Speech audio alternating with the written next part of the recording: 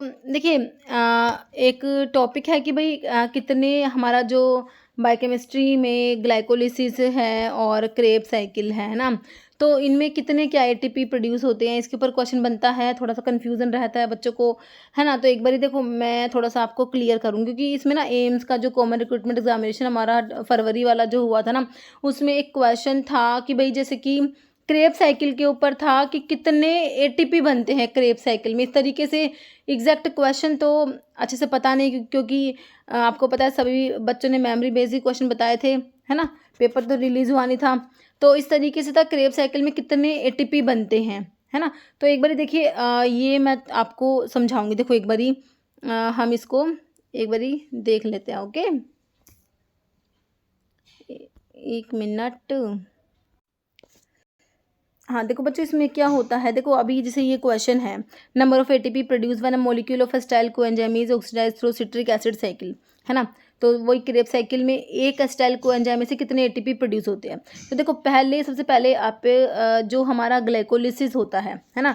तो ग्लाइकोलिसिस जो होता है, तो ग्लाइकोलिसिस में हमने देखा है कि भाई देखो ग्लूकोज से बना ग्लूकोज 6 फॉस्फेट बना, है ना? तो यहाँ पर हमें एक एटीपी चाहिए होता है, एक एटीपी इसमें यूज़ हो रहा है। ग्लूकोज से ग्लूकोज 6 फॉस्फेट बन गया। अब ग्लूकोज 6 फॉस्फेट से बनता है फ्रक्टोज 6 फॉस्फेट, फ्रक्टोज 6 फॉस्फेट से फ्रक्टोज 1,6 बाईफॉस्फेट बनेगा। अब यहाँ पर एक एटीपी चाहिए होता है। 2 एटीपी इस प्रोसेस में, ग्लाइकोलिसिस की प्रोसेस में 2 एटीपी कंज्यूम हो गए, ठीक है?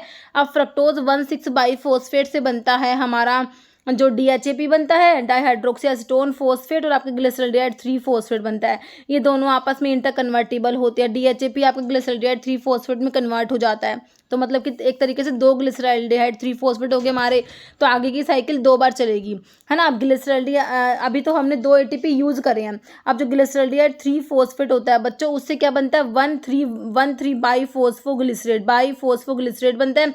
1,3 बाईफॉस्फोग्लिसरेट से हमारा बनता है 3 फॉस्फोग्लिसरेट बनेगा। 3 फॉस्फोग्लिसरेट से फिर आपका क्या बनता है बच्चों, 2 फॉस्फोग्लिसरेट बनता है, फॉस्फोइनोल पायरुवेट बनता है, फिर आपका पायरुवेट बनता है, ठीक है?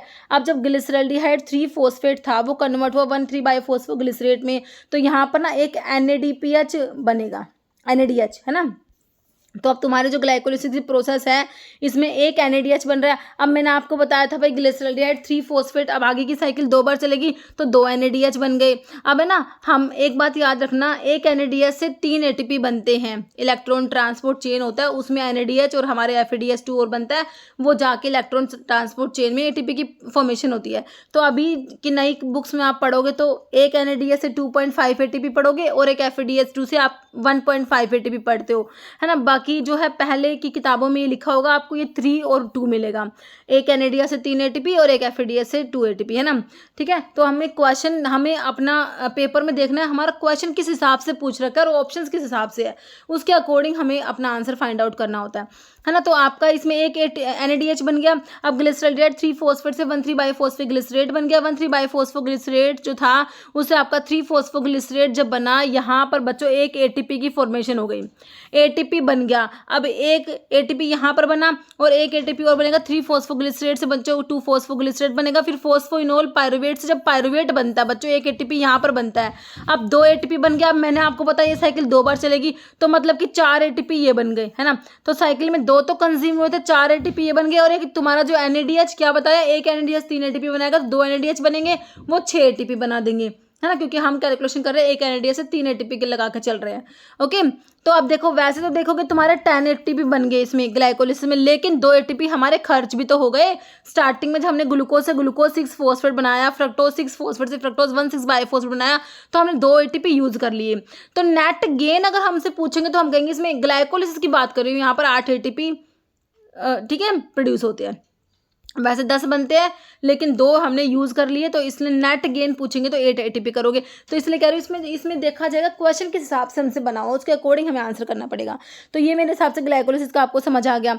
अब ग्लाइकोलिसिस हमारा बन गया पायरुवेट लास्ट में। अब आपको पता है भाई एक मॉलिक्यूल ग्लूकोज का क्या बना, 2 मॉलिक्यूल पायरुवेट के बनाता है, क्योंकि ये ग्लूकोज में 6 कार्बन है और पायरुवेट में 3 कार्बन है। तो ये 2 पायरुवेट बनते हैं। अब पायरुवेट का होता है ऑक्सीडेटिव डीकार्बोक्सिलेशन होता है। डीकार्बोक्सिलेशन मतलब CO2 बाहर निकल रहा है। इससे क्या बनेगा, पायरुवेट से क्या बनेगा मेरे बच्चों, एसिटाइल कोएंजाइम ए बनता है। एसिटाइल कोएंजाइम ए और CO2 बाहर निकल जाएगा। या एसिटाइल कोएंजाइम में 2 कार्बन का कंपाउंड है, क्योंकि CO2 निकल गया, 1 कार्बन यहाँ निकल गया, ये 2 कार्बन का है। अब इस प्रोसेस में ना एक NADH बन रहा है मेरे बच्चों, ठीक है। अब देखो पायरुवेट 2 बने हैं तो ये प्रोसेस 2 बार होगी, ऑक्सीडेटिव डीकार्बोक्सिलेशन, तो 2 NADH यहाँ बन गए, तो 6 ATP यहाँ बन गई, है ना। तो 6 ATP। अब जब अगर आपको पूरा पूछा जाए कि भाई एक मॉलिक्यूल ग्लूकोज का कंप्लीट उसका जो है ऑक्सीडेशन होता है तो कितना ATP बनेगा, तो ये बीच में जो है पायरुवेट से जब आपका एसिटाइल कोएंजाइम ए बन रहा है, ऑक्सीडेटिव डीकार्बोक्सिलेशन ये प्रोसेस हो रहा है, इसमें आपके क्या बन रहा है, 1 NADH बन रहा है, प्रोसेस 2 बार होगा, 2 NADH यहाँ बन जाएंगे, तो हमारे 6 ATP यहाँ बन गए, ठीक है। अब क्रेब साइकिल की बात करो। अब जब तुम क्रेब साइकिल के बारे में पढ़ते हो तो क्रेब साइकिल जो होती है उसमें पता है कितने NADH बनते हैं, उसमें ना 3 तो बनते हैं NADH बनते हैं और 2 बनते हैं FADH में। एक देखो हमारा एसिटाइल कोएंजाइम है, क्योंकि 2 पायरुवेट से 2 एसिटाइल कोएंजाइम ए बने। अब क्रेब साइकिल में तो 1 एसिटाइल कोएंजाइम ए एंटर कर रहा है, तो देखो 1 एसिटाइल कोएंजाइम ए से, देखो इस क्वेश्चन में 1 एसिटाइल कोएंजाइम ए से तुमसे पूछा गया है ना, तो देखो एक क्रेब साइकिल में 1 एसिटाइल कोएंजाइम ए से 3 NADH बन रहे हैं, 2 FADH2 बनते हैं और एक तुम्हारा GTP बनता है जो होता है किसके, ATP के इक्वल होता है, ठीक है। तो अब देखो NADH से मैंने आपको 3 ATP बताया, तो 3 3 9 ATP यहाँ हो गए। FADH से मैंने आपको 2 बताया, 2 2 4 हो गए, है ना। एक NADH से 3 ATP, तो 3 NADH बने, तो 3 3 9 ATP ये बन गए, और FADH2 जो है इससे 2 4 ही बन गए, 9 4 13, और ठीक है, तो इसमें जो है 12 ATP बनेंगे, ठीक है। तो हाँ एक, क्योंकि इसमें बच्चों 1 FADH बनता है, 3 तो NADH बनते हैं, 1 FADH बनता है, सॉरी मैंने आपको 2 बता दिया ना, 3 NADH बनते हैं बच्चों और 1 ही FADH बनता है। जब आपका सक्सिनेट से फ्यूमरेट बनता है ना बच्चों, सक्सिनेट से जब फ्यूमरेट बनता है उस टाइम पे 1 FADH2 बनता है, ध्यान रखना 1 ही बनेगा।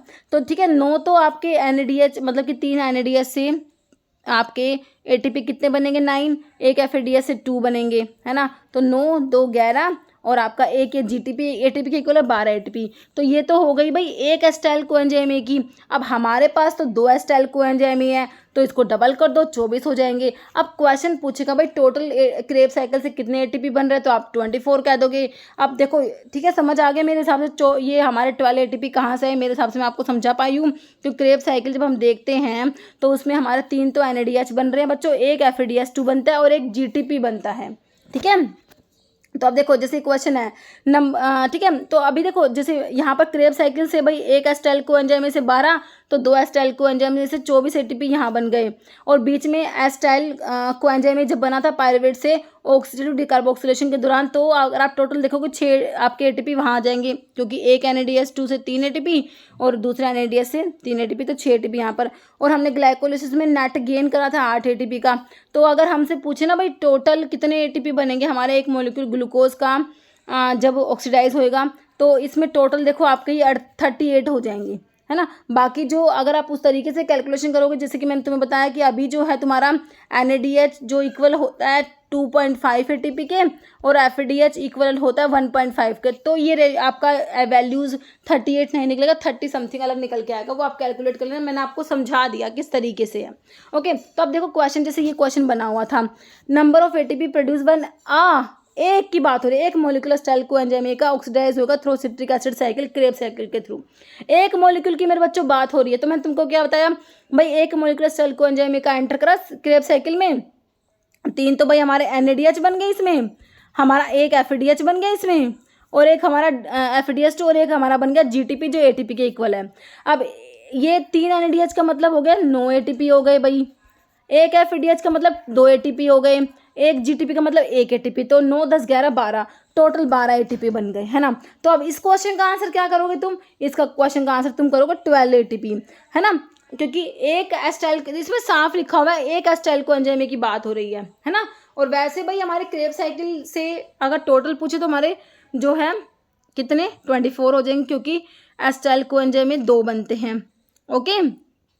और देखो बाकी अगर पूछे डायरेक्ट कितने एटीपी बन रहे, क्योंकि देखो ये जो एटीपी बने ये तो आपके एनएडीएच और एफएडीएच से बने, बाकी जीटीपी तो एक ही बनता है, एक मतलब कि एसिटाइल कोएंजाइम ए से। बाकी क्रेब्स साइकिल का टोटल पूछे तो 2 जीटीपी बनते हैं, है ना। बाकी इस अब देखो ये सब डिपेंड करेगा तुमसे क्वेश्चन किस हिसाब से बना हुआ है ना, उस तरीके से आप आंसर कर पाओगे, है ना। अभी ये इस क्वेश्चन का आंसर हमारा 12 आ गया। अब ये ठीक है, तो ये 1 टर्म में 3 एनएडीएच बनेंगे, एक एफएडीएच2 और एक जीटीपी, ये ठीक है हमारा क्रेब्स साइकिल का लिखा हुआ है।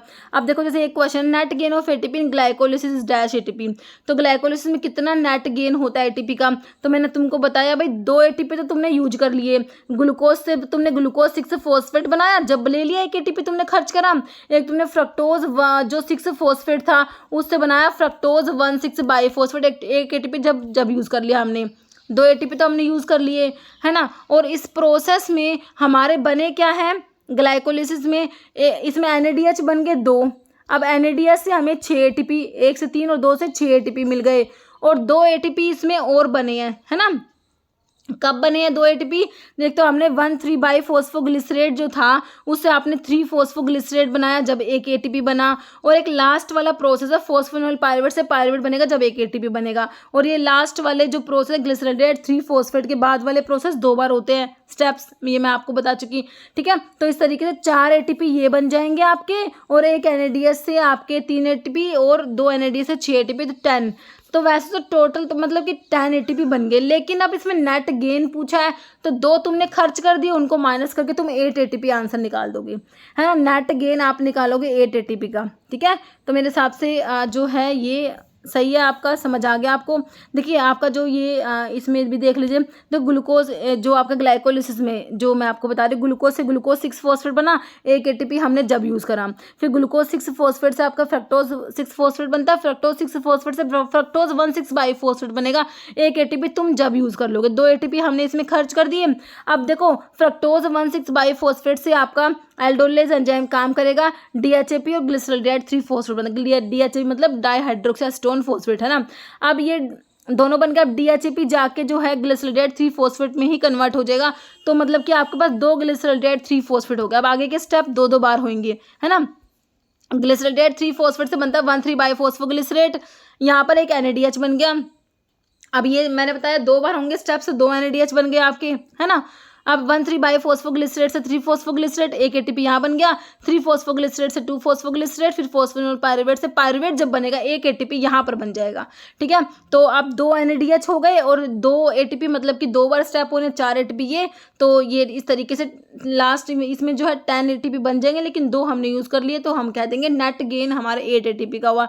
बाकी का टोटल कितने प्रोड्यूस हुए तो आप 10 कह सकते हो, ठीक है। तो इसलिए क्वेश्चन पर डिपेंड करे क्वेश्चन किस हिसाब से तुमसे बना है ना। बाकी मैं तुमको बता दें पायरुवेट से जब एसिटाइल कोएंजाइम ये बनता है ना, ऑक्सीडेटिव डिकार्बोक्सिलेशन होता है, तो यहाँ पर एक एनएडीएच बनता है। अब हमारे 2 पायरुवेट बने थे तो 2 ही एनएडीएच बनेंगे, तो यहाँ पे 6 एटीपी यहाँ पर हो जाएंगे, ठीक है। तो आपका जो कंप्लीट एक मॉलिक्यूल ग्लूकोज का जब ऑक्सीडाइज होता है तो उससे हमारे टोटल कितने एटीपी जो बनेंगे, तो अब ये बता सकते हो तुम कितने बनेंगे, क्योंकि क्रेब्स साइकिल जो है वो तो 24 बनाएगी, क्योंकि भाई एक एसिटाइल कोएंजाइम में से 12, 2 एसिटाइल कोएंजाइम में से 24, और बीच में जो पायरुवेट का जो ऑक्सीडेटिव डिकार्बोक्सिलेशन हुआ इसमें 6 एटीपी, और आपने ग्लाइकोलिसिस में हमारे टोटल 10 बने थे, लेकिन हमारे 2 खर्च भी हो गए थे ना, तो हमने इसमें 8 बता दिए। तो इस तरीके से हमारे कितने आ गए 38 एटीपी। इस तरीके से भी अगर आपसे क्वेश्चन बनता है तो आप आंसर कर सकते हो। मेरे हिसाब से ये मैं आप लोगों को समझा पाई हूँ। अभी भी कोई डाउट रहता है तो आप कमेंट कर सकते हो। ओके बच्चों।